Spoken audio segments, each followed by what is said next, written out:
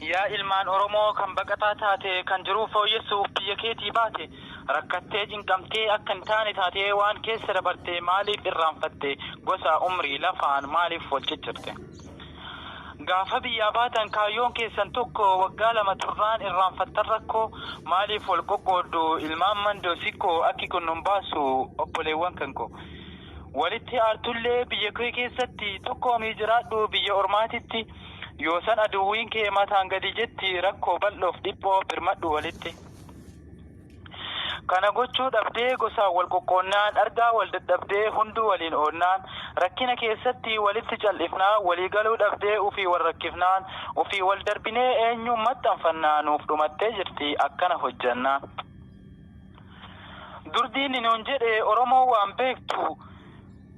dura abaaramtee wal ta'uun dandeettu wal qoqqooduu malee yoomuu hin tokkoomtu maaliif gammachiifta osoo kana beektu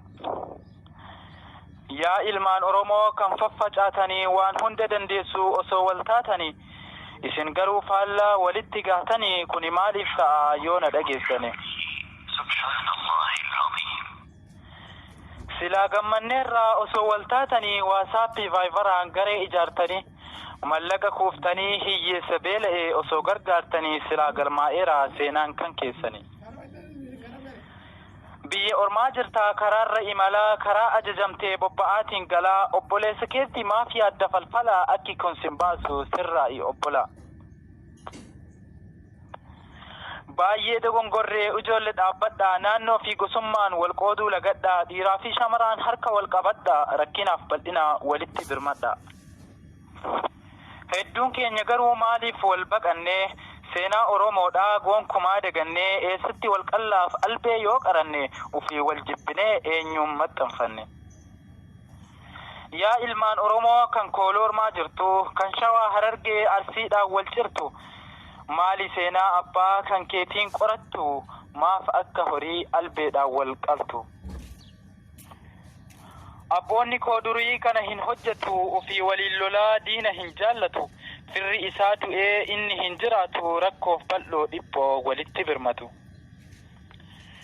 nuti ilmaan jaraa faallaa walii taanee wal jaallachuu dhiifnee diina walii taanee wal amanuu dhiifnee shakkii wal dhamaafnee homa faayidaan qabneef lubbuu meeqa baasne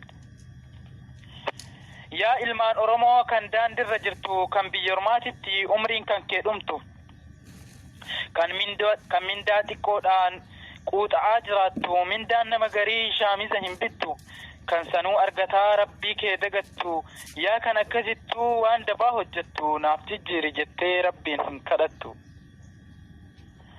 maaliif wal ajjeesnaa maaliif wal hamannaa maaliif akka diinaa albee wal cirannaa haqa walii tuqnee maaliif wal aarsinaa ufii wal ajjeesnee yoo diini nu qalu maaliif odeessina kanaafuu qarree koo kanaafuu qeerroo koo mee haa mari'annu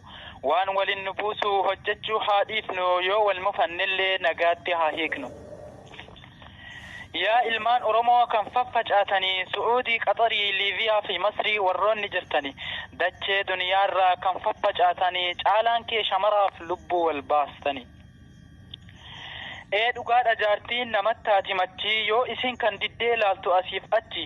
shamarri baay'eedha guuttee jirti dachii nama ajjeesuurraa isiifirraa galchi mee gurra naaf kennaa warri shamarranii onnee lamaa miti takkatti qabdanii tokkicha jaalladhaa ishee qabdan saniin maaf akka maraattuu oliif gad fiigdanii an hundaaf hin jenne hundi kanaa miti warri kaayyoo qabdan dhiifama hundumti maaliif kana jedheef warri aartannatti abbaan dhimmaa garuu dubbiinsi ilaalti maarree qeerroof qarreen na dhageettan marti dubbiin akka kanaa nu mudattee jirti itti yaaduu qabnaa bakkuma jirrutti jibbaan haa buqqaatu abaaraa hundumti nurraa haa jijjiiru iyyadhaa rabbitti obboleewwan kan koo kan jechaan si miidhe kan dubbiin si tuqe arraba dheeradhe afooynaa lillaahi dhiifama si kadhe dhaamsa koo xumuree asitti dhaabadhe kan biraatiin dhufaa yoo rabbiin naa fedhe alhamdulillaahi har'aaf xumuradhe